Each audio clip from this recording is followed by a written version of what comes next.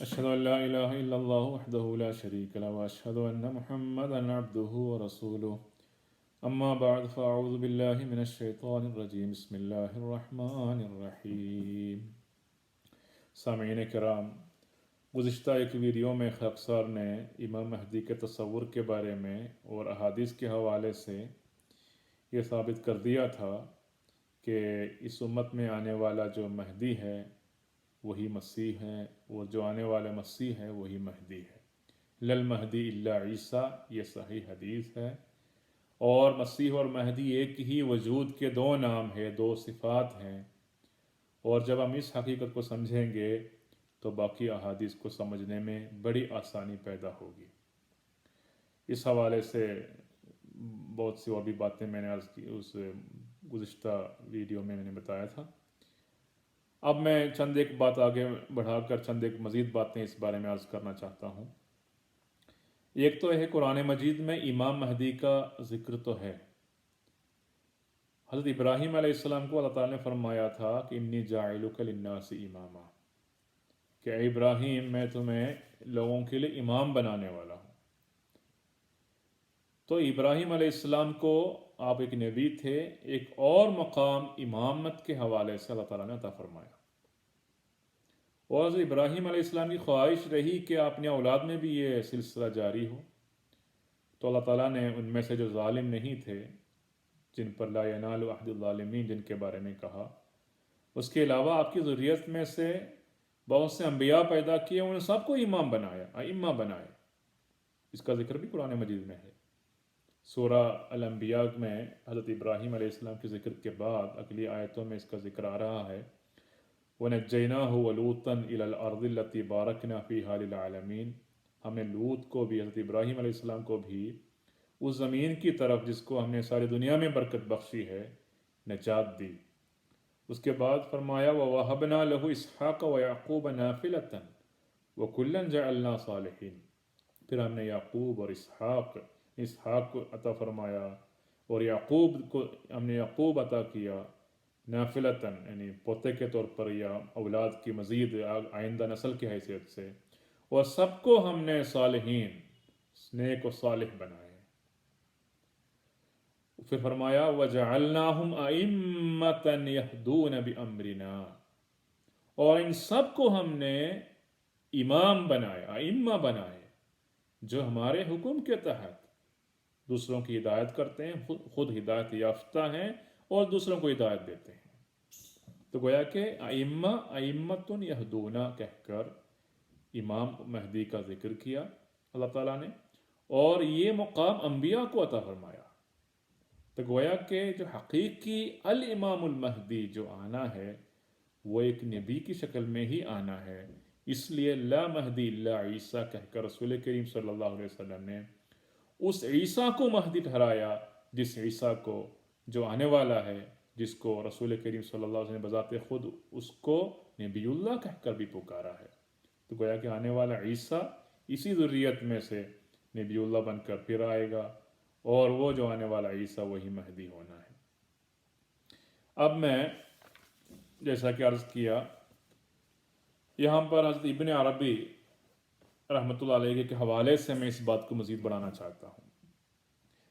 محی الدین ابن عربی کی تفسیر ہے، تفسیر ابن عربی، اس میں سورۃ الزخرف کی آیت وَإِنَّهُ لَعِلْمٌ لِلسَّاعَةِ کے تحت آپ نے اس کی تفسیر بیان کی ہے۔ اس میں اِنَّهُ لَعِلْمٌ لِلسَّاعَةِ سے عیسیٰ علیہ السلام مراد لے کر عیسیٰ علیہ السلام کی آمد کے بارے میں کی گئی پیش گوئیوں کے ذکر میں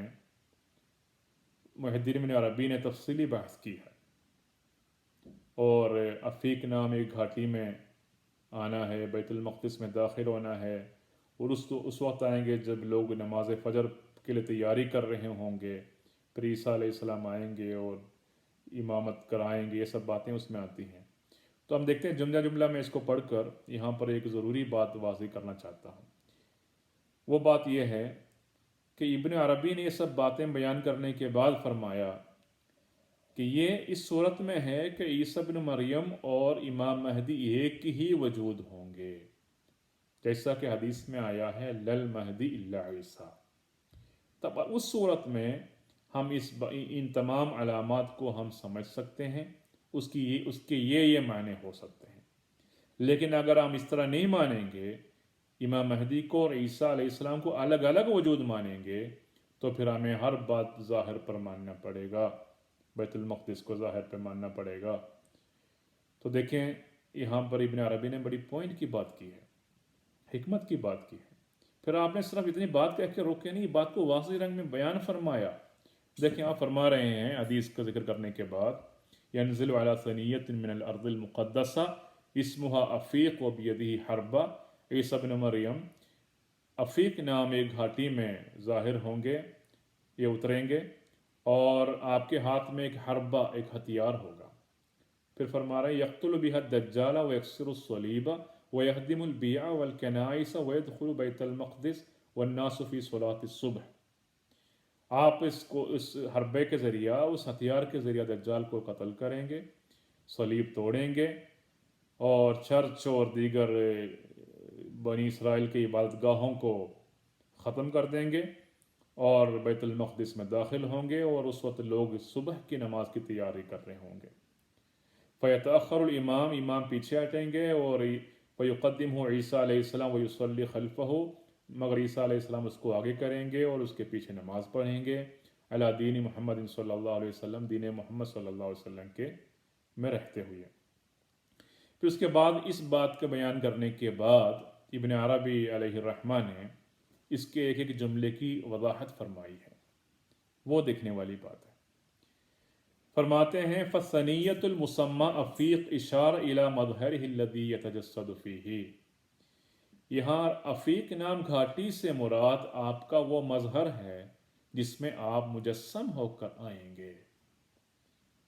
والارض المقدسہ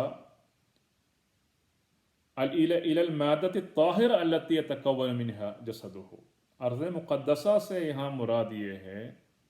یہ وہ پاک مادہ مراد ہے جس سے آپ کا جسم تکوین کو پہنچا ہے۔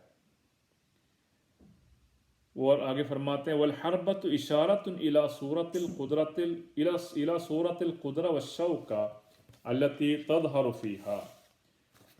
یہاں پر ہتھیار سے مراد آپ کی، یعنی ہتھیار آپ کی شوکت اور قدرت کی عکاسی کرتا ہے جس کے ساتھ آپ ظاہر ہوں گے۔ وقتل الدجال بها اشارۃ الی غلبتہ علی المتغلب المضل الذی یخرج هو فی زمانہ، اور قتل دجال سے مراد گمراہ، یعنی خود گمراہ اور گمراہی پھیلانے والی طاقت جو آپ کے وقت میں غلبے پر ہوگی، اس پر غلبہ پانا مراد ہے۔ وکسر الصلیب وہدم البیع والکنائس اشارہ الی رفعہ للادیان المختلفہ، اور کسر صلیب اور چرچ وغیرہ کو تباہ کرنے سے مراد ان مذاہب پر آپ کی سربلندی کی طرف اشارہ ہے۔ وَدُخُولُهُ بَيْتَ الْمَقْدِسِ إِشَارَةٌ إِلَى وُصُولِهِ إِلَى مَقَامِ الْوِلَایَةِ الذَّاتِیَّةِ فِي الْحَضْرَةِ الْإِلَٰهِیَّةِ الَّذِی هُوَ مُقَامُ الْقُطْبِ، اور بیت المقدس میں داخل ہونے سے مراد حضرت احدیت میں آپ کو جو بلند مقام حاصل ہوگا، اس مقام ولایت کی طرف اشارہ ہے۔ اور فرماتے ہیں وہ کون الناس فی صلاۃ الصبح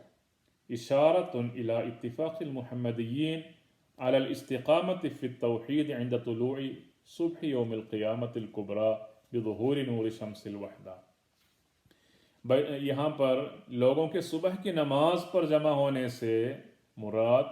قیامت کے آثار نمودار ہونے کے بعد، یعنی باوجود دین محمدی کے افراد توحید پر قائم ہوں گے۔ تو یہ اس طرف اشارہ ہے کہ آن صلی اللہ علیہ وسلم کی بارہا حدیث مختلف کتابوں میں آئی ہے کہ لا یزال طائفۃ من امتی ظاہرین علی الحق، اس امت کا ایک طائف، ایک گروہ ہمیشہ شروع سے آخر تک کوئی نہ کوئی ایک ایسا گروہ ہوگا جو حق پر قائم رہیں گے اور اسلام کے لیے کوشش کرتے رہیں گے۔ تو اس کی طرف یہاں پر اشارہ فرمایا۔ پھر وتأخر الامام اشارہ الی شعور القائم بالدین المحمدی فی وقتہ بتقدمہ علی الکل فی الرتبۃ لمکان قطبیتہ وتقدیم عیسیٰ علیہ السلام ایاہ واقتداؤه به على الشريعة المحمدية إشارة إلى متابعته للملة المصطفوية وعدم تغييره للشرائع وإن كان يعلمهم التوحيد العياني ويعرفهم أحوال القيامة الكبرى وطلوع الوجه الباقي۔ یہاں امام کے پیچھے ہٹتے ہوئے اس میں ایک اشارہ ہے، مختصر سی بات یہ ہے کہ وہاں پر دین محمدی پر قائم رہنے والے قطب کے لوگ، یعنی بڑے روحانی مقام حاصل کرنے والے لوگوں کی وجود تو ہوں گے، مگر وہ عیسیٰ علیہ السلام کے نزول کے وقت ان کو آگے کریں گے، پیچھے ہٹیں گے۔ اور حضرت عیسیٰ کو آگے کرنے سے مراد کہ آنے والا عیسیٰ ملت محمدیہ کا فرما بردار ہوگا اور اس شریعت میں کچھ بھی تغیر و تبدل پیدا نہیں کریں گے، اگرچہ کہ ان کو توحید کو واضح کرتے، یعنی توحید سکھاتے رہیں گے، اللہ تعالیٰ کے صفات بیان کرتے رہیں گے اور قیامت کے بارے میں بتاتے رہیں گے، لیکن شریعت محمدیہ میں ایک شعشہ بھی نہ زیادہ نہ کم کرے گا۔ اس طرف اشارہ ہے۔ پھر آپ فرماتے ہیں وَهَذَا إِذَا كَانَ الْمَهْدِيُّ عِيسَى بْنَ مَرْيَمَ عَلَى مَا رُوِيَ فِي الْحَدِيثِ لَا مَهْدِي إِلَّا عِيسَى بْنَ مَرْيَمَ۔ یہ سب اس صورت میں ہے اگر مہدی سے مراد عیسیٰ علیہ السلام ہو، جیسا کہ احادیث میں ذکر ہے لَا الْمَهْدِي إِلَّا عِيسَى، عیسیٰ کے علاوہ اور مہدی نہیں ہے۔ پھر وَإِن كَانَ الْمَهْدِي غَيْرَهُ، اگر مہدی یہ نہیں کوئی اور ہو، یعنی عیسیٰ اور ہے مہدی اور ہے، تو اس صورت میں کیا ہے فَدُخُولُهُ بَيْتَ الْمَقْدِسِ وَصُولُهُ إِلَى مَحَلِّ الْمُشَاهَدَةِ دُونَ مَقَامٍ، تو مہدی کے بیت المقدس والا جانے سے مراد وہاں پہنچنا ظاہری طور پر جانا ہوتا ہے، جو مقامی طور پر یعنی جس کو ہم معنوی طور پر نہیں ہے۔